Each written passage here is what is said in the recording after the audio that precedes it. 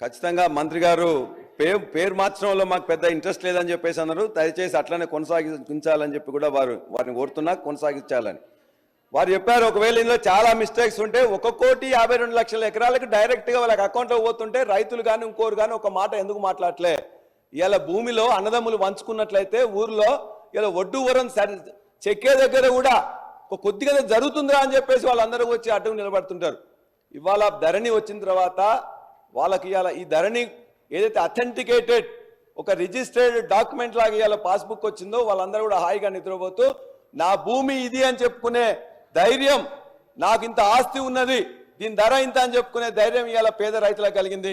95% of the రైతులకి ఇవాళ ధరణి ద్వారా ఇవాళ ధైర్యం కలిగింది. అంతేగాని అధ్యక్ష చాలా గొప్పగా చెప్తా ఉన్నారు ధరణి గురించి. మీ హయాంలోనే ఎంతో మంది ఆత్మహత్యలు చేసుకున్నారు రైతులు. అధికారుల మీద తప్పుడు రికార్డులు అంటే పట్టాలు ఎక్కించారని పెట్రోలు డీజిల్ పోసినటువంటి పరిస్థితి నేను సాక్ష్యం సార్. మా దగ్గర 6 ఎకరాల భూమిలో ఒక రైతు దున్నుతున్నాడు. రైతు సమన్వయ సమితి పేరు అధ్యక్షుని పేరు మీద 6 ఎకరాల భూమి పట్టా చేసుకున్నాడు. రైతు బంధేమో అయినా పోతుంది, దున్నేటోళ్ళేమో ఒకరు. అసలు పోయి రికార్డులో మార్చుకుందామని దాదాపుగా ఆ ధరణి వచ్చిన కాంచి ట్రై చేస్తున్నారు. ఈ రోజు కూడా మేము చేద్దామంటే ధరణి నిబంధనలు అడ్డం వస్తూ ఉన్నాయి. నేను సాక్ష్యము ములుగులో రండి, కాసిందేవుపేట దగ్గర చూపిస్తా. ఇట్లాంటి చాలా మీరు ఇచ్చినటువంటి ధరణిలో ఒకప్పుడు ఎంతో మంది భూ పోరాటాల ద్వారా సాధించుకున్నటువంటి భూములు ఉన్నాయి, లేదా అమ్ముకొని వచ్చినటువంటి వాళ్ళకు కూడా మీరు పట్టా చేసి ఇచ్చిర్రు, అమ్ముకున్నారు. పాపం కొనుక్కున్న వాళ్ళు ఈ భూమి కోసం మళ్ళీ వస్తారా అని అనుకొని పట్టాల మీద అంత ఆసక్తి ఎప్పుడు చూపట్లేదు సార్.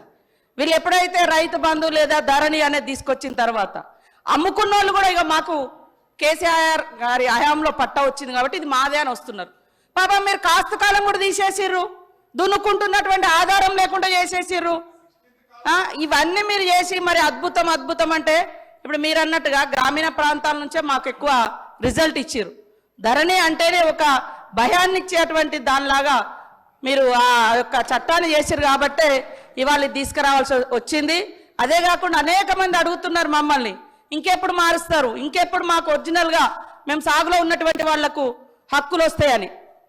కాబట్టి ఇప్పటికైనా మీరు వాస్తవాలు తెలుసుకోండి, గ్రామీణ ప్రాంతాల్లో జరుగుతున్నటువంటిది.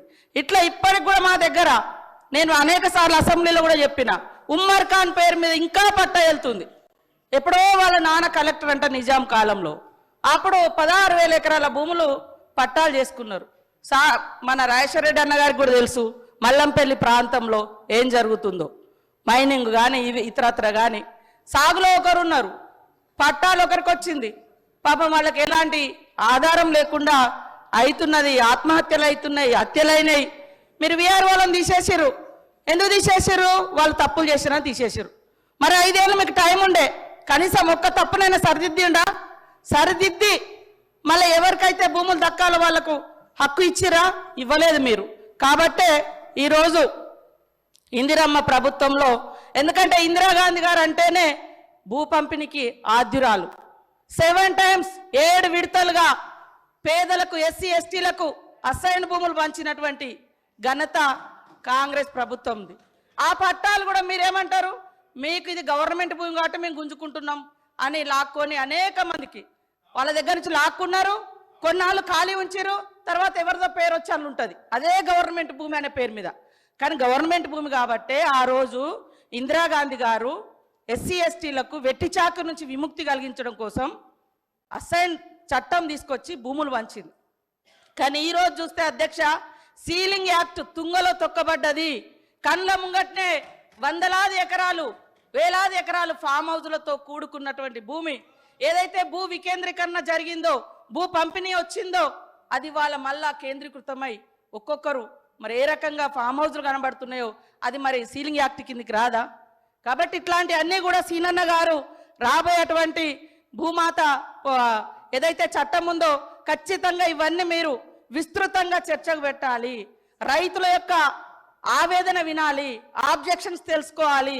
తద్వారా ఒక అద్భుతమైనటువంటి చట్టాన్ని పేదలు కూడా భూమి మీద ఆధారపడి జీవించేటువంటి హక్కును కల్పించే విధంగా తీసుకురావాలని కూడా వారిని కోరుతా ఉన్న అధ్యక్ష.